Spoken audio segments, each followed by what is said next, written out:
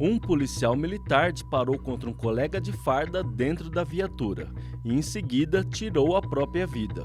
O incidente trágico aconteceu no Recanto das Emas, no Distrito Federal. Apesar de incomum, a ocorrência classificada como homicídio seguido de suicídio revela um fenômeno importante: o adoecimento mental dos profissionais de segurança pública. A psicóloga e autora do livro Sombra do Guerreiro estuda a atuação dos policiais e as consequências das tensões e pressões a que esses profissionais são submetidos. De acordo com a especialista, a ideia de que os policiais são super-heróis afeta a saúde mental da categoria. Nós temos uma questão na sociedade que é a expectativa de que o policial militar, o policial de uma maneira geral e sobretudo o militar, que ele seja um herói, que ele seja aquele que vai lutar contra o mal 24 horas por dia. E de fato, o fazer do policial coloca-o sob tensão 24 horas. Então ele está sempre em estado de alerta, então o corpo, o aparato físico em constante estado de alerta está alterando aquela questão hormonal, que coloca você para lutar ou fugir. Isso, em estado crônico, adoece você. A tese é reforçada pela deputada doutora Jane. Delegada de carreira, ela reconhece que o trabalho policial pode levar a uma série de problemas psicológicos. Nós precisamos, acho que de pronto, rapidamente, acabar com essa mística, de que policiais são super-homens ou super-mulheres. Muito pelo contrário, são pessoas comuns que assumem essa profissão e que vivem no cotidiano uma rotina diferente da maioria das pessoas.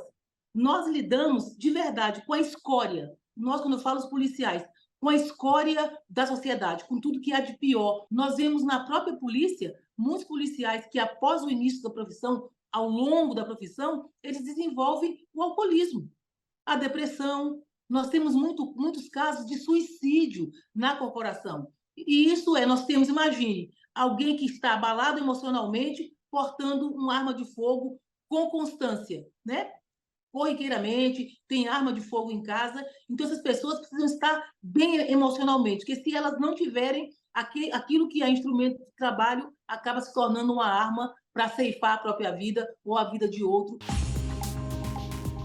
Com o objetivo de provocar o debate sobre o assunto e a atuação do poder público, a deputada apresentou um projeto de lei na Câmara Legislativa que institui a Semana em Prol da Saúde Mental Policial. A ideia é fomentar uma atuação permanente e contínua do governo do Distrito Federal. A parlamentar também quer criar campanhas educativas, oferecer treinamentos e promover a conscientização entre a categoria. Eu sou oriunda dessa carreira e quando aconteceu essa tragédia na última semana, mexeu muito comigo, porque eu já tive colegas que foram vitimados por ações, digamos, de pessoas que estavam vivendo momentaneamente um desequilíbrio, e a gente precisa pensar por que eles passam por esse desequilíbrio. A gente tem um nível muito alto de suicídio na profissão.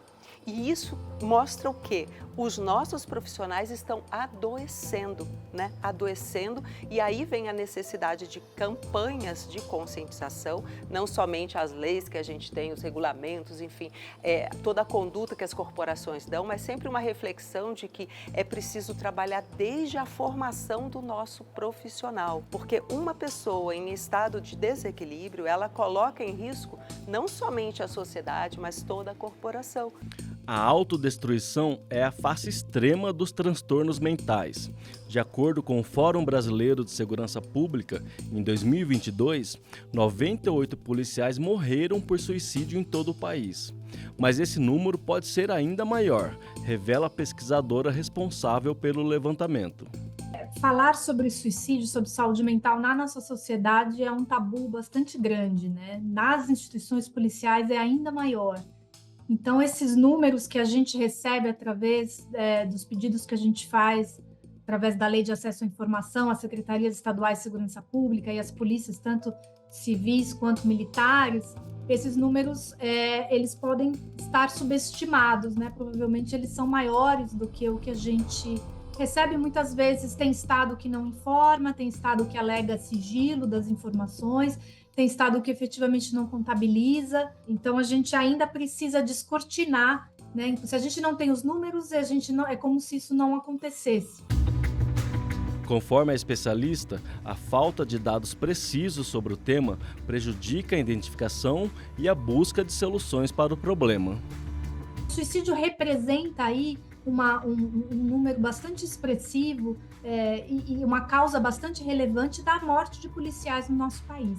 Se a gente não contabiliza isso, se a gente não conta esses números, né? Se a gente não sabe quantos policiais estão doentes, né? Não só aqueles que morreram, mas também aqueles que estão adoecendo, quantos policiais estão afastados por questões de saúde mental. Então, a instituição policial poder ter os números, os dados, para poder olhar qual é o problema que eu estou enfrentando.